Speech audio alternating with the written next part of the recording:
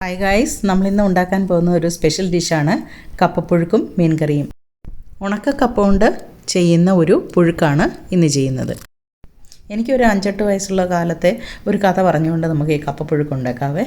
പഴയ കാലത്ത് ബ്രേക്ക്ഫാസ്റ്റായിട്ട് കപ്പപ്പുഴുക്കായിരുന്നു ഉപയോഗിച്ചിരുന്നത്. പറമ്പിൽ പണിയെടുക്കുന്ന ആളുകളെല്ലാം തന്നെ ഇതാണ് കഴിച്ചിരുന്നത്. അന്ന് പൊറോട്ടയുടെ സ്ഥാനത്ത് കപ്പപ്പുഴുക്കായിരുന്നു സ്റ്റാർ.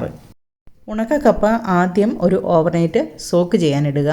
അപ്പോൾ നമ്മുടെ കപ്പ സോക്കായിട്ട് വരട്ടെ. അപ്പോഴേക്കും നമുക്ക് കഥയൊന്ന് പറഞ്ഞു പോകാം. കപ്പ കാലായി പോയി കപ്പ പറിക്കലും കപ്പ വാട്ടലുമൊക്കെ ഒരു വലിയ മഹോത്സവം തന്നെയായിരുന്നു അന്നത്തെ കാലത്ത്. വീട്ടിൽപ്പെട്ട എല്ലാവരും ബന്ധുജനങ്ങളും പണിക്കാരുമൊക്കെ ചേർന്നുള്ള ഒരു ആഘോഷമായിരുന്നു ഈ കപ്പ വാട്ടൽ. രാവിളക്കുവോളം കപ്പ തൊലി പൊളിക്കലും അരിയലും വെടിവട്ടങ്ങളും പൊട്ടിച്ചിരികളുമായിട്ട് ഉള്ള ഒത്തുചേരലായിരുന്നു ഇത്. ഇന്നത്തെ പോലെ അന്ന് എമർജൻസി ലാമ്പിൻ്റെ സ്ഥാനത്ത് പെട്രോൾ മാക്സ് ആയിരുന്നു ഉപയോഗിച്ചിരുന്നത്. പോർട്ടബിൾ ലൈറ്റിന് പകരം മണ്ണെണ്ണ വിളക്കാണ് ഉപയോഗിച്ചിരുന്നത്. കപ്പ വാട്ടലെന്ന് പറയുന്നത് വലിയൊരു പ്രോസസ്സായിരുന്നു. കപ്പ വാട്ടുന്നത് വലിയ ചെമ്പിലായിരുന്നു. ചെമ്പ് വാർപ്പ് എല്ലാവരും കൂടി പിടിച്ച് വെള്ളം നിറച്ച് അടുപ്പിൽ വെച്ച് വലിയ വിറകൊക്കെ വെച്ച് തീ കത്തിച്ച് അതിൻ്റെ പാകമാകുമ്പോൾ കോരിയെടുത്ത് അടുത്ത സെറ്റ് അതിലേക്ക് നിറച്ച് വീണ്ടും കോരിയെടുത്ത് അപ്പോഴേക്കും ഇത് തിളച്ച വെള്ളത്തിൽ നിന്നാണ് വലിയ കോരികൾ ഉപയോഗിച്ചുകൊണ്ട് ഈ വെന്ത കപ്പ കോരിയെടുത്തിരുന്നത്. അതിനുശേഷം കുറേ നേരത്തേക്ക് റെസ്റ്റ് ചെയ്യാനായിട്ട് വയ്ക്കും. അപ്പോഴേക്കും അതിനകത്തെ വെള്ളമെല്ലാം ഊർന്നു പോകും. അതിനുശേഷം ഇത് ടെറസിൻ്റെ മുകളിൽ വിരിക്കലായിരുന്നു അടുത്ത ചടങ്ങ്.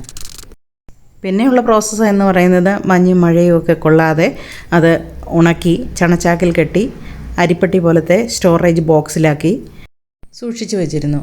അതുപോലെ തന്നെ കർക്കിടക മാസത്തിലും മഴക്കാലങ്ങളിലും എല്ലാം ഈ കപ്പപ്പുഴുക്കായിരുന്നു സാധാരണഗതിയിൽ ഇടയ്ക്കിടയ്ക്ക് ഉപയോഗിച്ചു കൊണ്ടിരുന്നത്. അതുപോലെ വാട്ടി ഉണക്കിയ കപ്പ ബന്ധുക്കൾക്കും അയൽക്കാർക്കും അതുപോലെ തന്നെ പണിക്കാർക്കുമൊക്കെ കൊടുക്കുന്നത് ഒരു സന്തോഷമായിരുന്നു അന്നത്തെ കാലത്തെ.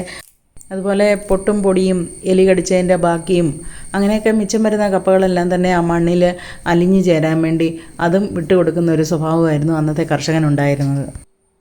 നമ്മൾ ഒരു ഓവർനൈറ്റ് കുതുക്കാൻ വെച്ചിരുന്ന കപ്പ നമുക്ക് ഒടിച്ചെടുത്ത് 2-3 തവണ ഒന്ന് കഴുകിയതിന് ശേഷം ഒരു കുക്കറിലേക്ക് മാറ്റാം.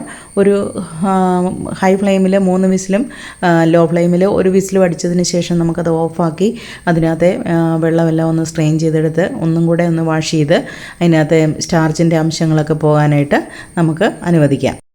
ഇനി നമുക്ക് സ്ട്രെയിൻ ചെയ്ത കപ്പ കുക്കറിലേക്ക് തന്നെ ഇടാം. അതിനുശേഷം നമുക്ക് ആവശ്യമായിട്ടുള്ള മറ്റ് ഇൻഗ്രീഡിയൻസ് എന്ന് പറയുന്നത് നമുക്ക് ചിരകിയ തേങ്ങ വേണം. അതുപോലെ തന്നെ മഞ്ഞൾപ്പൊടി, അതുപോലെ തന്നെ കാന്താരി മുളക് ഉണ്ടെങ്കിൽ അത്, അല്ലെങ്കിൽ പച്ചമുളക് മതി, ഉള്ളി, വെളുത്തുള്ളി ഇവയെല്ലാം കൂടെ ചേർത്ത് കറിവേപ്പിലയും കൂടെ ചേർത്ത് അത് നമുക്കൊന്ന് ഒതുക്കിയെടുക്കാം. നന്നായിട്ട് അരയേണ്ട ആവശ്യമില്ല, ഒതുങ്ങിയാൽ മാത്രം മതി.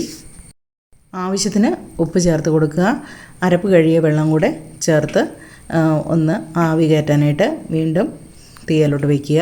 അതിനുശേഷം ആവി വന്നു കഴിഞ്ഞ് നമ്മൾ ഒരു കമ്പ് ഉപയോഗിച്ചുകൊണ്ട് ഞങ്ങളിവിടെ ഒരു കാപ്പിയുടെ കമ്പ് വെട്ടിയെടുത്തിട്ടുണ്ടായിരുന്നു. ആ കാപ്പി കമ്പ് ഉപയോഗിച്ചുകൊണ്ടാണ് ഇത് ഇളക്കുന്നത്. അത് കുറേ വർഷങ്ങളായിട്ട് എൻ്റെ കയ്യിലുള്ളതാണ്. അപ്പോൾ അത് ഉപയോഗിച്ചുകൊണ്ട് നന്നായിട്ട് മിക്സ് ചെയ്തെടുക്കുക. നല്ല 1-ാം ഗ്ലാസ് കപ്പ റെഡി ആയിട്ടുണ്ട്. നല്ല ചൂടാണ്, തീയെന്ന് ഇറക്കിയതേ ഉള്ളൂ. കപ്പപ്പുഴുക്കും മീൻ കറിയും എല്ലാവർക്കും ഇഷ്ടപ്പെടുന്ന ഒരു കോമ്പിനേഷനാണ്. ഇതെന്തായാലും മസ്റ്റായിട്ടും ട്രൈ ചെയ്യുക.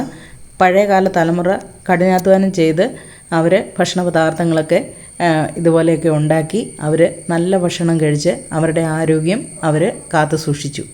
നമുക്കും അതുപോലെയൊക്കെയുള്ള ടിപ്പുകൾ ചെയ്യാം പറ്റുന്നിടത്തോളം. ഈ വീഡിയോ ഇഷ്ടപ്പെട്ടാൽ ഒന്ന് സബ്സ്ക്രൈബ് ചെയ്യണേ, കമൻറ്റ് ചെയ്യണേ. Thank you for watching.